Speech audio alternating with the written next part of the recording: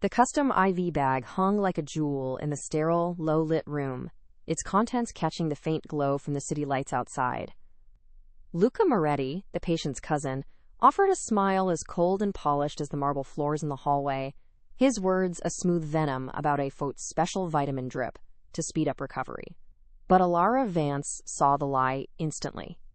It was in the almost imperceptible chemical scent that clung to the plastic, a smell of almonds and antiseptic that had no place in a saline solution. It was in the professionally printed label, just a fraction of a millimeter askew, a mistake no pharmaceutical company would ever make. In that silent, suspended moment, she understood. This was not medicine. This was an execution, delivered with a smile, and she was the only one in the room who knew it. Her choice in that instant would ignite a war she never asked for, and if you watch until the end, you will understand the devastating price of courage. Subscribe now and tell us in the comments where you are watching from. Alara Vance, at 28, was a ghost haunting the night shift of Chicago's most exclusive private hospital wing. Her life was a quiet, relentless cycle of beeping machines, whispered reassurances to the dying, and the crushing weight of student loans that felt more like a life sentence. She moved with a silent grace, her exhaustion a carefully guarded secret behind a mask of professional calm. Dignity, for her, was not a luxury, but a discipline.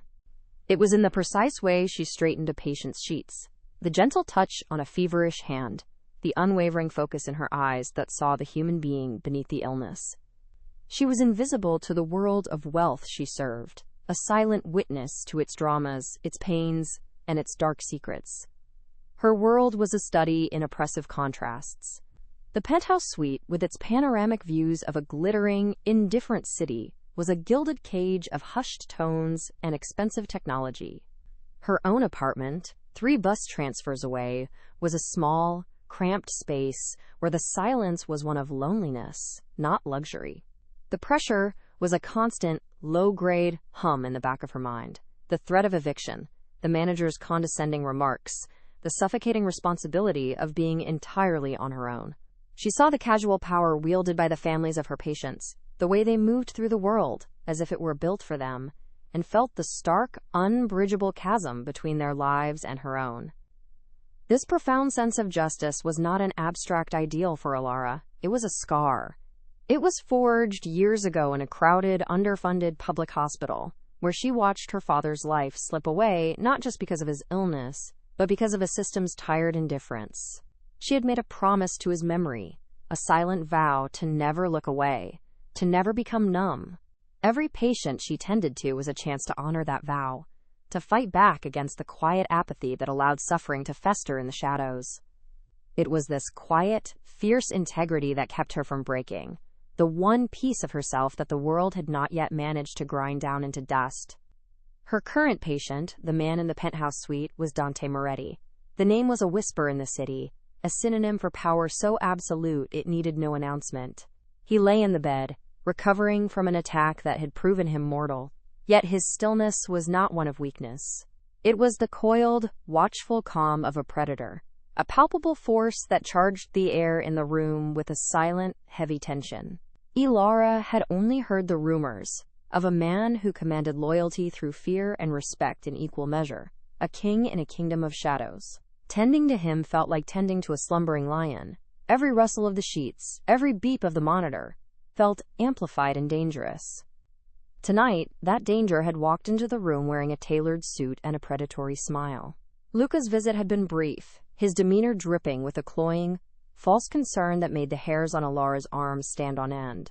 He spoke of family loyalty while his eyes, cold and empty, betrayed a chilling ambition.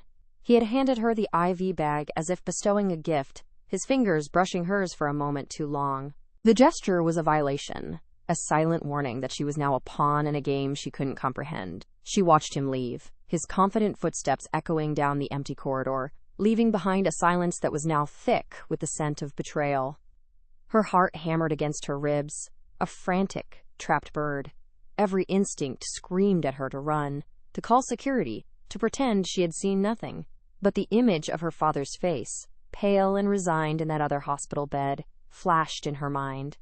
Her hands, betraying the tremor in her soul, moved with practiced efficiency.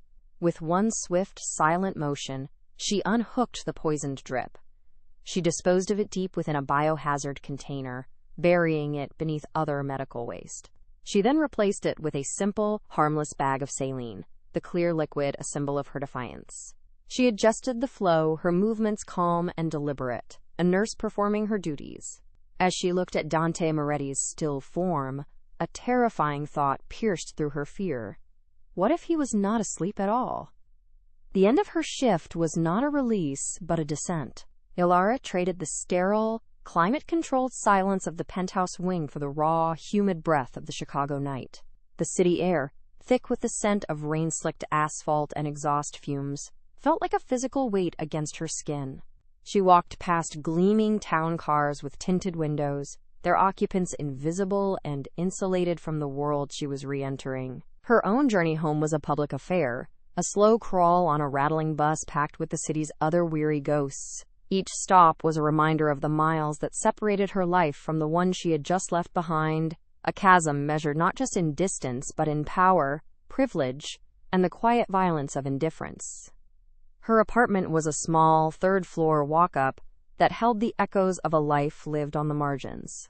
It was meticulously clean, a testament to her need for order in a world of chaos, but it could not hide the signs of her struggle. A persistent leak had left a faint brown watermark on the ceiling above her bed, a constant, looming imperfection. Her few possessions were chosen for utility, not beauty. A worn armchair, a stack of medical textbooks she could no longer afford, and a single, resilient succulent on the windowsill. The silence here was different from the hospital's. It was the hollow sound of solitude, a quiet so profound she could hear the frantic beating of her own heart, still thrumming with the secret she now carried. The pressure was a physical entity, a stack of envelopes on her small kitchen table. Final notices, their bold red letters a daily accusation of her failure. These were not just bills.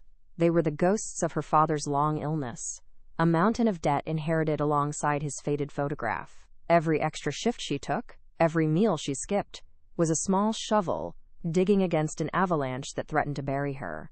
This financial prison was reinforced by the invisible bars of expectation, the need to appear competent, composed, and grateful for a job that slowly chipped away at her soul.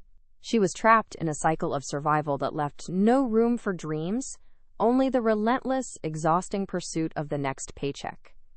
Her immediate supervisor, a woman named Ms. Albright, wielded her minor authority like a weapon. She patrolled the pristine hallways with an eye for minuscule infractions, her voice a constant, condescending drone that targeted those she deemed powerless. Ilara was a frequent subject of her scrutiny. A misplaced chart, a coffee break that ran 30 seconds too long, every minor detail was an opportunity for a public reprimand. Ms. Albright represented the casual cruelty of a system that demanded perfection from the overworked and underpaid, while turning a blind eye to the moral rot that festered in its most luxurious suites. Ilara endured it with a practiced, blank expression, a mask of deference that concealed a simmering, righteous anger. Her uniform, a crisp set of pale blue scrubs, was both armor and a cage. It granted her a professional anonymity, allowing her to move through the intimate spaces of illness and grief without being truly seen. But it also erased her identity, reducing her to a function, a pair of capable hands. At the end of each shift, the ritual of removing it was a quiet act of reclamation. She would fold it carefully, the fabric still holding the faint, antiseptic scent of the hospital, and in its place, put on the worn jeans and soft t-shirt that belonged only to her. In those moments, she was not Nurse Vance. She was just Ilara, a woman carrying the weight of a city on her shoulders. In the quietest hours, when the city outside finally hushed, she allowed herself to remember who she was before the debt and the exhaustion. She would pull out an old, dog-eared sketchbook, its pages filled not with figures, but with intricate designs for public spaces, parks, libraries, and clinics. She had once dreamed of being an architect, of building things that brought people together, that offered shelter and beauty to everyone, not just the wealthy. The drawings were a secret conversation with a version of herself she feared was lost forever. They were a painful reminder of a life unlived, a silent rebellion against the crushing pragmatism that her reality demanded of her every single day. The following morning felt different. The gray light filtering through her window seemed heavier, charged with an unspoken threat. The routine of her morning, the bitter coffee, the ride on the crowded bus, was performed on autopilot, her mind replaying the events of the previous night in a dizzying loop. The slick feel of the IV bag, the almost imperceptible scent of almonds, the cold ambition in Luca Moretti's eyes. She'd crossed a line, stepping out of the shadows and into a drama far beyond her understanding. Fear was a cold knot in her stomach, a constant, chilling companion that whispered of the consequences that were surely waiting for her behind the hospital's sterile automatic doors. As she stepped onto the polished floor of the penthouse wing, the atmosphere was immediately wrong. The usual morning bustle was replaced by a tense, expectant silence. A junior nurse, her eyes wide with a mixture of pity and fear, intercepted her before she could even reach the nurse's station. "Ms. Albright wants to see you," she whispered, nodding toward the administrative office. "And the hospital director is with her." The words hung in the air, a death sentence for her career. Ilara's blood ran cold. She knew, with a terrifying certainty, that the snake had not only been seen, but had already struck back, its venom aimed directly at her. She walked the long, silent corridor, each step echoing like a drumbeat, marking the end of her life as she knew it. The office door was slightly ajar, and she could see them inside. Ms. Albright, her face a mask of smug vindication, and two men in severe, dark suits, who radiated an aura of absolute corporate power. They didn't even bother to offer her a seat. Ms. Albright began speaking before the door had fully closed, her voice sharp and clinical as she listed the accusations. A report of gross misconduct. Unsanctioned alteration of a patient's prescribed treatment. The words were absurd, a twisted version of her heroic act, now painted as a crime. The director's voice was low and devoid of emotion, a pronouncement from an unassailable height. "Your employment is terminated, effective immediately. Security will escort you from the premises." There was no trial, no questions, no chance to defend herself. In their world, a person like her was disposable, an inconvenient variable to be eliminated without a second thought. She stood there, stripped of her job, her reputation, and her only means of survival, the victim of a lie told by a powerful man and ratified by a system designed to protect its own. The injustice was a physical blow, stealing the air from her lungs as her world shattered into 1,000 silent pieces. As security moved to flank her, their presence a solid wall of institutional indifference, a voice cut through the sterile air. It was not loud, but it carried the weight of absolute command, a quiet, chilling resonance that seemed to vibrate in the very bones of the building. "She stays." The words were simple, spoken with the calm finality of a judge passing sentence. Every person in the room froze, their movements arrested in midair. Ilara's head snapped toward the bed, her heart seizing in her chest. Dante Moretti was sitting up, the pristine white sheets pooled around his waist. His eyes, dark and impossibly alert, were fixed on the scene, and in their depths she saw not the groggy haze of a patient, but the cold, clear focus of a king surveying his court. He was dressed not in a standard hospital gown, but in dark silk pajamas, the fabric so fine it looked like liquid shadow against his skin. The IV stand remained beside him, a stark, clinical detail that now seemed utterly incongruous with the raw power radiating from his still form. He exuded an aura of coiled stillness, the deceptive calm of a predator that had no need to roar to prove its dominance. His gaze swept over the stunned hospital administrators, dismissing them as utterly inconsequential before landing, with unnerving precision, on Ilara. It was a look that held no warmth, no gratitude, only a deep, penetrating assessment that stripped away her professional uniform and laid bare the terrified, defiant woman beneath. The shift in the room's power dynamic was instantaneous and brutal. Ms. Albright's face, moments before a mask of smug triumph, had gone slack with disbelief, her mouth slightly agape. The hospital director, a man accustomed to wielding unquestioned authority, paled visibly, his hands clenching and unclenching at his sides. They were statues in a tableau of their own obsolescence, their corporate power rendered meaningless by 2 quiet words from a man in a hospital bed. The security guards, trained to respond to the hospital's chain of command, now stood frozen, their eyes darting between the director and Dante, their professional certainty shattered into 1,000 shards of confusion. The silence was thick, heavy, and suffocating. Dante Moretti did not raise his voice. He did not need to. With a single, almost imperceptible flick of his wrist, a gesture of pure dismissive authority, he motioned toward the door. The message was unmistakable. The director and Ms. Albright exchanged a panicked glance before turning and practically fleeing the room, their retreat a clumsy, undignified scramble for an exit. The security guards followed, casting one last bewildered look over their shoulders before the heavy door clicked shut, sealing Alara inside with the city's most feared man.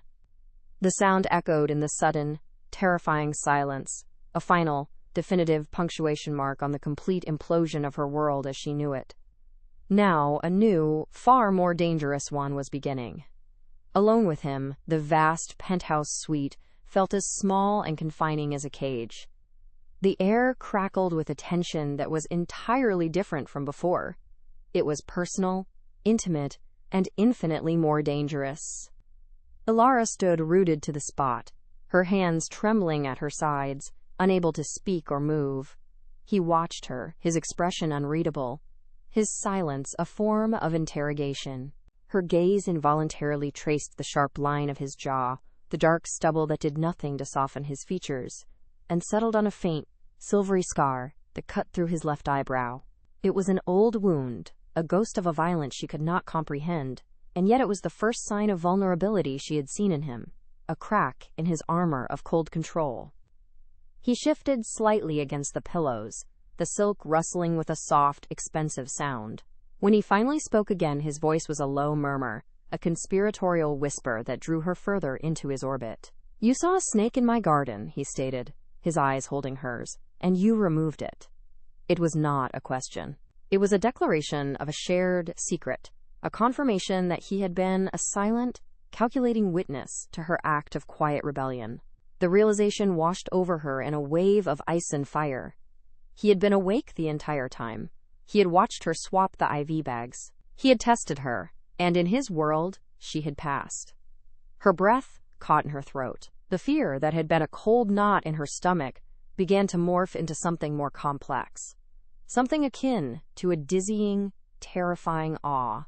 He had seen through his cousin's treachery, through the hospital's craven politics, and he had seen the truth of her actions. He understood not what she had done, but why she had done it. In a world that had always treated her as invisible, this man, this powerful, dangerous man, had seen her with an unnerving clarity. He had recognized the silent code of integrity she lived by because it was a language he, in his own dark way, also understood. It was a terrifying and intoxicating form of validation. "That kind of loyalty," he continued, his voice dropping even lower, pulling her deeper into the charged space between them, "is not rewarded with a paycheck."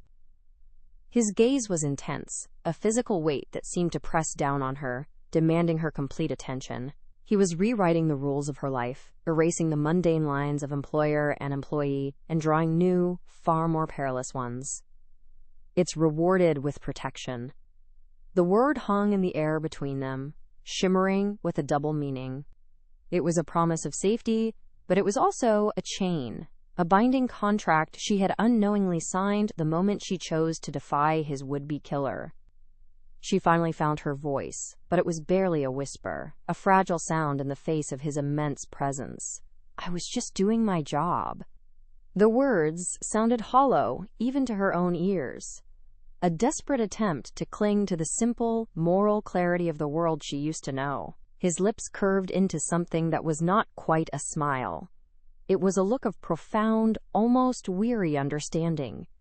"Your job was to administer the medicine you were given?" He corrected her gently, the softness of his tone more unnerving than a shout. "What you did was choose a side." He had laid the truth bare, stripping away her illusion of neutrality and forcing her to confront the reality of her choice. He settled back against the pillows then, his energy seemingly spent, though his eyes never left her face. He had claimed her, not with force, but with a quiet, undeniable statement of fact. She was now under his protection, a piece on his board, a part of his world. The sterile, antiseptic scent of the hospital room seemed to fade, replaced by something older and more elemental, the faint, metallic tang of power and the dark, rich scent of secrets. Alara stood in the gilded cage, her heart hammering a frantic, unsteady rhythm, understanding that she had not just saved a man's life, she had irrevocably bound her own to his. Her life after that moment was a phantom limb, a space where her old reality used to be, now aching with a constant, unnerving presence.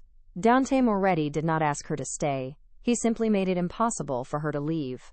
A severance package of an impossible sum appeared in her bank account, deposited by a shell corporation with an untraceable name. It was not a gift, but a golden cage, severing her last ties to the life of quiet desperation she had known. She was no longer a nurse. She was no longer invisible.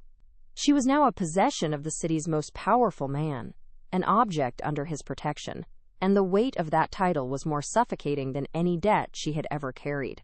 She tried to disappear, to retreat into the anonymity of the city's sprawling neighborhoods. But his presence was a shadow she could not outrun. A sleek, black sedan, its windows tinted to an impenetrable darkness, was always parked a block from her apartment, a silent, unmoving sentinel.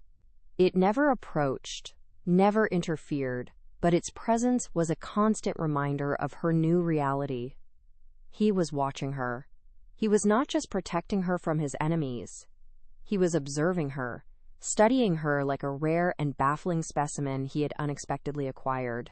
The feeling was not one of safety, but of being meticulously, terrifyingly seen.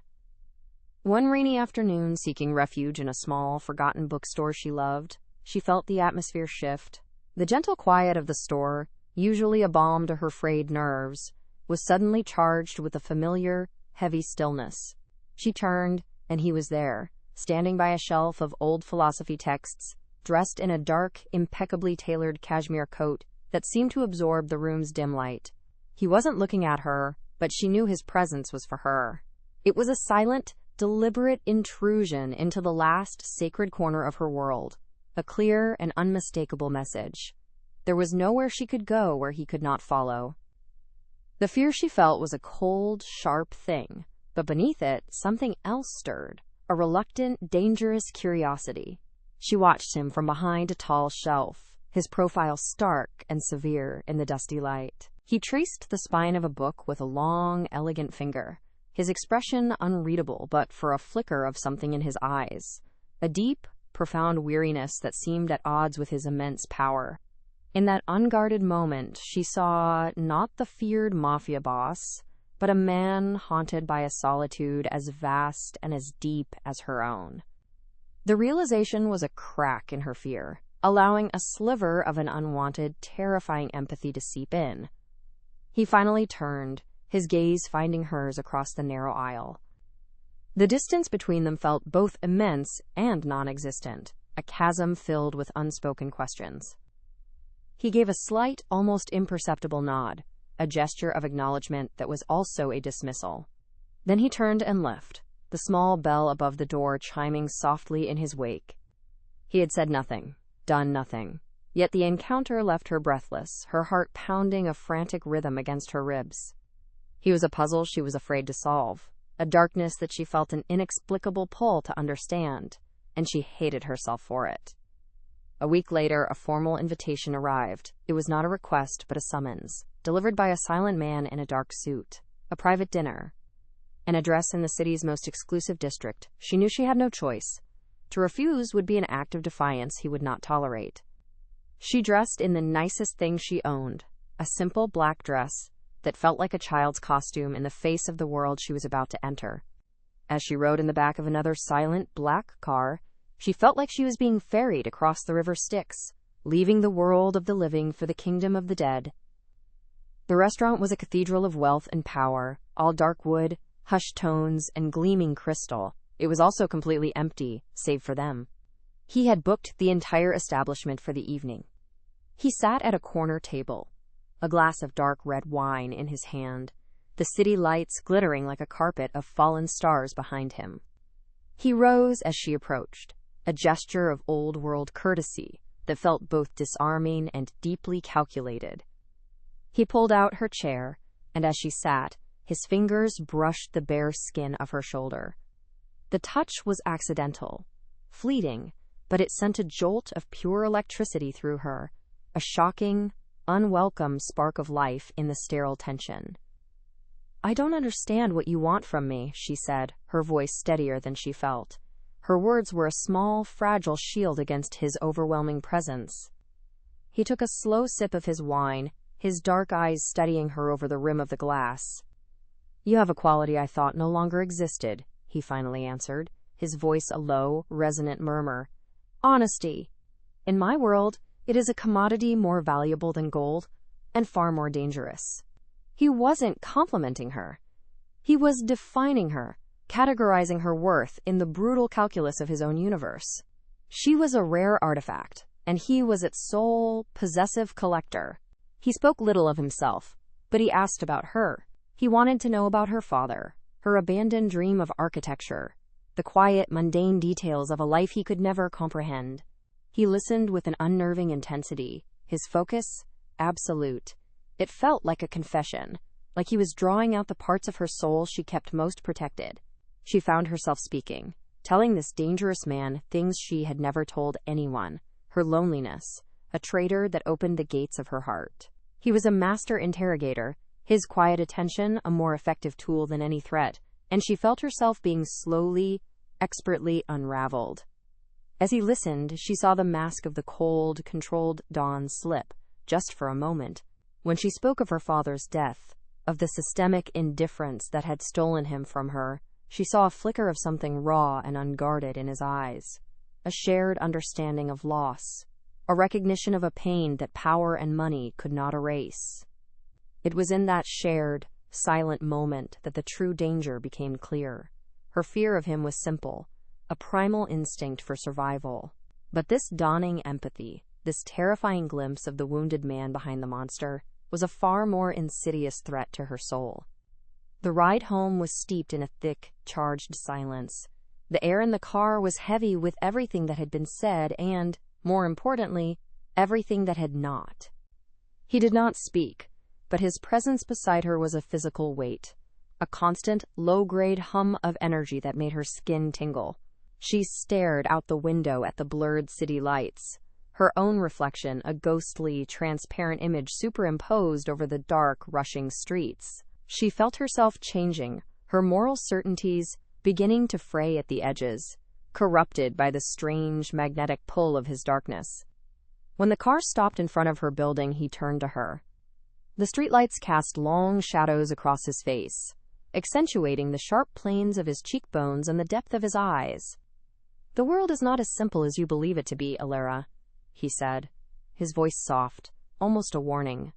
"There are no clean hands, only intentions." It was his version of a creed, a glimpse into the moral ambiguity that governed his life. He was not justifying his actions. He was attempting to bridge the chasm between their two worlds, to pull her onto his side of the line. He reached across the space between them, his hand hovering for a moment before his thumb gently brushed a loose strand of hair from her cheek. The gesture was shockingly tender, a moment of profound, breathtaking intimacy that felt more revealing than a kiss. Her breath hitched, and for a long, suspended moment, the world seemed to fall away, leaving only the two of them in the quiet, insulated darkness of the car. It was a touch that promised both shelter and ruin, a silent acknowledgement of the unbreakable, dangerous bond that now existed between them. She fled from the car without a word, her heart a wild, frantic bird in her chest. She ran up the 3 flights of stairs to her apartment, her hand shaking so badly she could barely fit the key in the lock. Inside, she leaned against the door, her body trembling, the ghost of his touch still burning on her skin. She was falling? Not into a world of violence and crime, but into the orbit of a man who saw her, who understood her, and whose own brokenness called out to the cracks in her own soul. The fascination was no longer just curiosity. It was becoming a dangerous, undeniable attraction. The next evening, as she walked home from the grocery store, the familiar black sedan was absent from its usual post. For a moment, a wave of pure, unadulterated relief washed over her. Maybe it was over. Maybe he had grown tired of his new acquisition and had finally set her free. The thought was intoxicating. But the relief was short-lived, replaced by a sudden, prickling sense of unease. The silence on her street was not peaceful. It was watchful. She quickened her pace, the plastic grocery bags rustling against her legs, a small, lonely sound in the encroaching twilight. As she reached the entrance to her building, a figure stepped out of the deep shadows of the recessed doorway, blocking her path. It was not Dante. It was his cousin, Luca, his face illuminated by the sickly yellow glow of the street lamp. The polished, predatory smile was back, but this time it held none of its earlier pretense.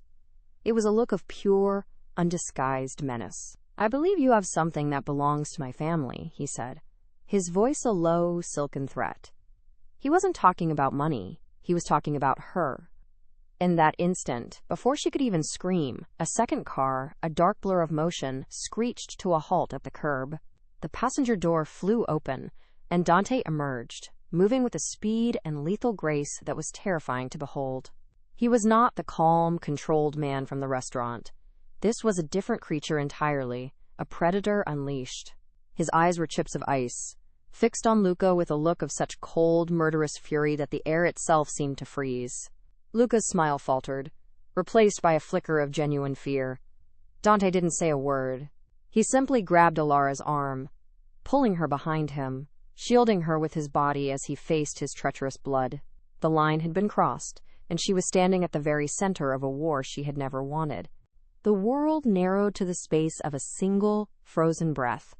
Dante's hand on her arm was not a comfort, but an anchor, a brand of ownership that held her in the eye of a storm she could feel gathering in his stillness. His body, a solid wall of dark wool and coiled muscle, was the only thing separating her from the venom in Luca's eyes. She could feel the violent tremor of restrained power running through him, a terrifying energy that was far more frightening than Luca's overt menace. In that moment, she was not a woman being protected. She was a possession being claimed, the disputed territory in a war between kings, and the ground beneath her feet felt like it was about to split wide open, ready to swallow her whole. Luca attempted to reclaim his composure, his lips twisting into a sneer that didn't quite mask the fear that had crept into his gaze. "Dante," he began, his voice a thin imitation of its earlier confidence, "this is family business. It has nothing to do with her." The words were meant to be a dismissal, an attempt to relegate her back to the status of an insignificant pawn. But the air crackled in response, the temperature seeming to drop several degrees as Dante's silence stretched into a weapon. He didn't even honor Luca with a full glance. His focus was a blade, honed to a razor's edge, and it was aimed directly at his cousin's throat. Ilara felt the muscles in Dante's arm tighten, a prelude to a violence she could only imagine. When Dante finally spoke, his voice was not the controlled murmur she had come to know. It was a low, guttural sound, the resonant growl of a predator whose territory had been invaded. "She has everything to do with me." It was a simple statement, but it was a tectonic shift, a public declaration that shattered every unspoken rule of his world. He was not just protecting an asset. He was exposing a vulnerability. He was tying his name, his honor, to a civilian, a night nurse from a forgotten part of the city. In the brutal code of his universe, this was an act of madness, a self-inflicted wound that he was bearing for his enemy to see, and he did it without a flicker of hesitation. "You would choose her over blood?" Luca's disbelief was genuine, a crack in his own cruel facade. He saw the strategic error, the emotional folly, and for a moment, it emboldened him. "She is a weakness, Dante, a nobody. She will be the end of you." It was a desperate, final gambit, an appeal to the cold logic that had always governed their lives. But he was speaking to a man who no longer existed. Ilara watched Dante's expression, seeing something break behind the cold fury in his eyes. It was the shattering of a lifetime of control, the demolition of a fortress he had built around his own heart. He was choosing this weakness, this vulnerability, and in his eyes she saw it was not a choice at all, but an inevitability. The movement, when it came, was a blur of lethal precision. Dante released her arm and took a single step forward, closing the distance between him and his cousin in less than a heartbeat. There was no shouting, no prolonged struggle. He simply grabbed the front of Luca's expensive suit, his knuckles white, and slammed him against the brick wall of the building. The impact was a sickening thud that echoed in the silent street. "You will not touch her," Dante whispered, his voice a blade of ice against Luca's ear. "You will not look at her. You will forget her name. If I ever see you within a mile of her again, I will erase you from this world." It was not a threat, it was a promise, delivered with the finality of a death sentence. He released Luca, who crumpled to the ground, gasping for air, his tailored suit now a ruined mess. Dante stood over him for a moment, a dark angel of judgment, his chest rising and falling with the force of his controlled rage. He then turned his back on his cousin, an act of ultimate dismissal, and walked back to the car. One of his men, who had emerged silently from the driver's seat, opened the rear door for Luca, his movements efficient and devoid of emotion. The disgraced man was bundled inside, and the car pulled away from the curb without a sound, its red taillights disappearing into the darkness like the last embers of a fire, leaving behind a silence that felt heavier and more absolute than any noise. Dante did not return to his own car. He remained on the sidewalk, his back to her, his shoulders rigid. Ilara could see the faint tremor in his hands as he clenched them into fists at his sides. The rage was gone, replaced by the heavy, visible toll of his transgression. He had broken his own code, not for power or for strategy, but for her. He had exposed the one thing in his life he could not control, the raw, protective instinct she had awakened in him. He had shown the world his heart, and in doing so, he had placed a target on it. The weight of that realization seemed to bend his formidable frame, and for the first time, he looked not like a king, but like a man utterly and completely alone with his choice. She stood frozen, the dropped grocery bags at her feet, a pathetic reminder of a life that no longer existed. The smell of a crushed carton of milk mingled with the scent of rain and danger in the air. Her fear had been burned away by the intensity of the moment, leaving behind a raw, terrifying clarity. She had seen the monster. She had seen him unleashed in all his brutal, efficient violence. And she had felt no revulsion. Instead, a devastating, unwanted wave of something else washed over her, a sense of belonging. In his violent, absolute protection, she had found the one thing her life had always lacked, a place to stand. It was a place in the heart of a storm, but it was hers. He turned to face her slowly, his expression stripped bare. The mask of the dawn was gone, and in its place was the face of a man who had just crossed a line from which there was no return. His dark eyes, usually so controlled and unreadable, were now filled with a tempest of conflicting emotions, fury, regret, and a startling vulnerability. He took a step toward her, and another, until he was standing directly in front of her. The space between them vibrated with a palpable electric current. He reached out, not to grab or to command, but with a hand that was unsteady, and gently, with an almost reverent slowness, his fingers brushed against her cheek. The touch was a brand, a sacrament, a point of impact. It was not a gesture of comfort, but of consequence. A silent admission that his world had just irrevocably collided with hers. Her breath hitched in her throat, and she leaned into his touch, an involuntary act of surrender. In that single point of contact, a universe of unspoken things was exchanged. He saw the woman who had seen his darkness and had not run, and she saw the man whose violence was a twisted form of devotion. The street was silent, the city held its breath, and in that quiet, shared moment, they both understood that nothing would ever be the same. He had not just saved her life, he had claimed her soul.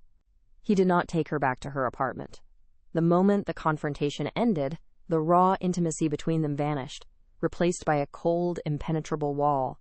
He guided her into the back of his car with a firm, impersonal grip on her elbow, and the short journey was steeped in a silence more profound than any she had ever known. It was not a comfortable quiet, but a chasm, a space carved out by the violence she had just witnessed. She stared at his profile, the hard line of his jaw etched against the passing city lights, and saw not the man who had touched her cheek with such vulnerability, but the king retreating back into his fortress. He was already gone, pulling away from her even as he sat inches away, the weight of his world descending to push them apart. They arrived at a sleek glass tower that pierced the night sky, a monument to anonymous wealth. He led her not to a lobby but to a private elevator that opened directly into a sprawling penthouse apartment. The space was beautiful, minimalist, and utterly devoid of personality. It was a gilded cage with floor-to-ceiling windows that displayed the city like a distant, silent film. "You will be safe here," he said, his voice flat, his eyes avoiding hers. He placed a single, untraceable burner phone on a marble countertop. "Do not leave. Do not contact anyone."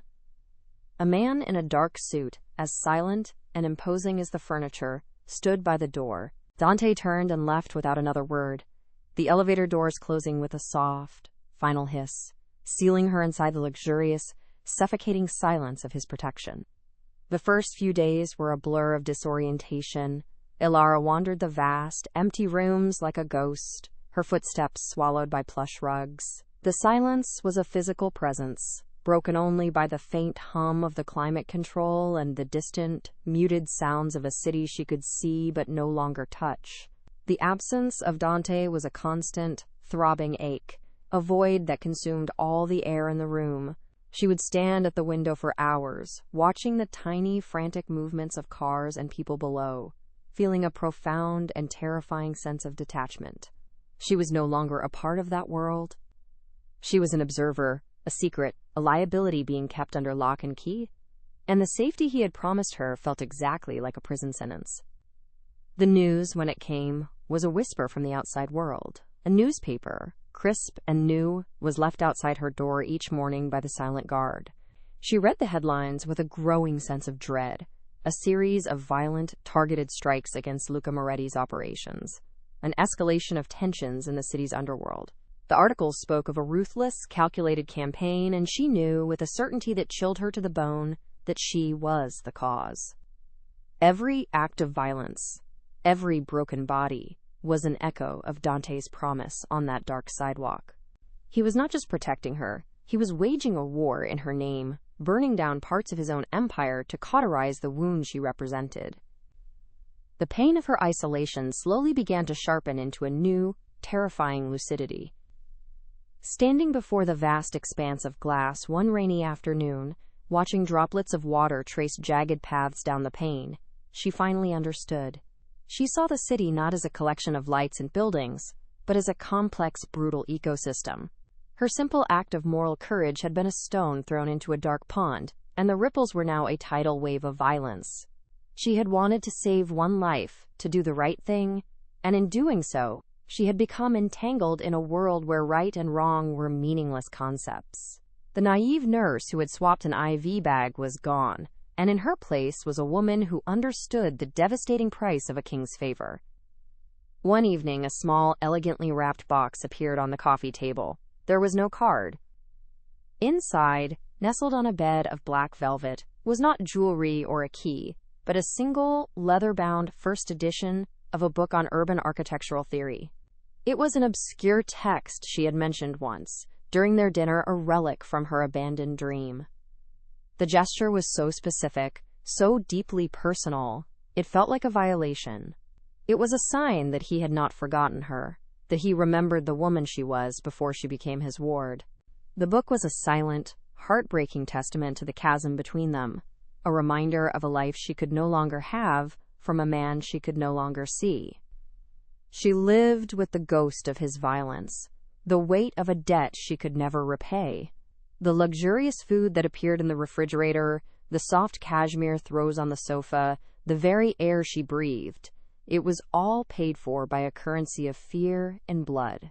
Her conscience, once her truest compass, was now a source of constant torment. She would look at her hands, the same hands that had comforted the sick and dying, and see them as complicit. She was safe, she was comfortable, and she was utterly compromised. The moral clarity that had once defined her had dissolved into a murky, gray ambiguity, and she feared she was losing herself in the shadows of his world. Miles away, in a darkened office that smelled of old leather and whiskey, Dante Moretti watched a silent security feed on a monitor. He saw her pacing the apartment, a solitary figure in a vast, empty space. He saw her pick up the book he had sent, her fingers tracing the title. Each frame was a testament to his failure. To protect her, he had to imprison her. To keep her safe, he had to stay away, fighting a war that stained him further with every victory. His face was an unreadable mask of control, but inside, a battle raged. The instinct to go to her, to break the suffocating silence, was a constant physical pull that he had to fight with every fiber of his being. She was his one vulnerability, and he had to become a monster to keep her pure. The days bled into one another, measured not by a calendar but by the changing light outside the window. The sharp edge of her anxiety softened into a chronic, melancholic ache. The silent guard at her door became a familiar piece of the scenery, a human statue marking the boundary of her world. She stopped watching the news, stopped looking for signs of his war. She began to sketch again, filling pages with designs for impossible buildings, structures of light and air that defied the gravity of her reality. It was a quiet act of rebellion, a way of reclaiming a small piece of her soul from the silence he had imposed upon her. She was learning to endure the void. One night she did not go to the window. She simply sat in the darkness of the living room, letting the city lights paint shifting patterns on the walls. The prolonged silence had finally delivered its message. His absence was not a punishment, nor was it an act of indifference. It was the only language of love he knew how to speak. It was a brutal, painful, and absolute form of devotion. In his world, to love something was to protect it from himself. The silence was not an ending. It was a vow. And as she sat there, wrapped in the quiet darkness of her gilded cage, she finally understood that they were both prisoners of the same impossible choice. Months later, the silence in the penthouse changed. It was no longer the heavy, watchful quiet of a prison, but the vast, empty silence of a choice. One morning, the guard was gone. On the marble countertop where the burner phone had once sat, there was only a single, heavy cream envelope. There was no name, no return address. Inside, an invitation was printed on thick cardstock, its elegant script announcing the groundbreaking ceremony for a new, state-of-the-art community health clinic in one of the city's most neglected neighborhoods. A place of healing, a place of hope. A place so antithetical to his world that the message was unmistakable. It was not a summons, it was a release. She walked through the city streets for the first time in what felt like a lifetime, a ghost re-entering the world of the living. The autumn air was crisp, the sounds of traffic and conversation, a symphony she had forgotten. She moved through the crowd at the ceremony, an anonymous face among many, feeling the profound, dizzying vertigo of freedom. The architectural renderings displayed on an easel showed a building of clean lines, wide windows, and open spaces, a design that prioritized light and dignity. It was beautiful. It was compassionate. It was a building she might have dreamed of herself a lifetime ago, in the quiet solitude of her old sketchbook. A city official stood at a podium, speaking of urban renewal and the generosity of a mysterious benefactor who wished to remain unknown. He spoke of a new foundation, its name corporate and meaningless, that had provided the entirety of the funding. But Alara wasn't listening to the name. She was listening to the intent behind it. She understood with a sudden, heart-stopping clarity that tore through her like a physical blow. This was his answer. This was his penance. He had taken the blood money, the profits of his dark empire, and transmuted them into something that would heal, something that would last. He had built a monument not to his power, but to her soul. It was then that she felt it. A familiar, intense gaze that cut through the noise of the crowd. A magnetic pull she had not felt in months, but had never forgotten. Her heart hammered against her ribs as she slowly turned, her eyes scanning the periphery. And there he was. He stood at the far edge of the gathering, partially obscured by an old oak tree. A solitary figure in a perfectly tailored dark suit. He was a shadow at the feast of light, an observer who could never partake. He did not smile. He did not move. He simply watched her, his expression a tempest of emotions she could now read with perfect clarity. Pride, loss, and a profound, unending ache. Their eyes locked across the expanse, a silent conversation that spanned worlds. In his gaze, she saw his confession and his absolution. In hers, he saw forgiveness and a strength he had never possessed. He gave a single, slow nod, a gesture of release, of respect, of goodbye. Then, as seamlessly as he had appeared, he turned and melted back into the city's shadows, leaving an empty space where he had stood. Ilara turned back toward the stage, the sound of applause washing over her as the first shovel of earth was turned. She was free, but she knew she would never truly be alone. He had given her back her life, but he had kept her heart as his witness. Her path was her own now, a future built on the foundation of his impossible redemption, but she knew a part of her would forever walk in the quiet shadow of his protection. The story of how one small light can change the deepest darkness is a journey that echoes in all of us, a testament to the choices that define our souls. If their story resonated with you, show your support by liking and sharing this video with someone who understands the weight of a difficult love. And please, comment below with your thoughts on their final, silent sacrifice.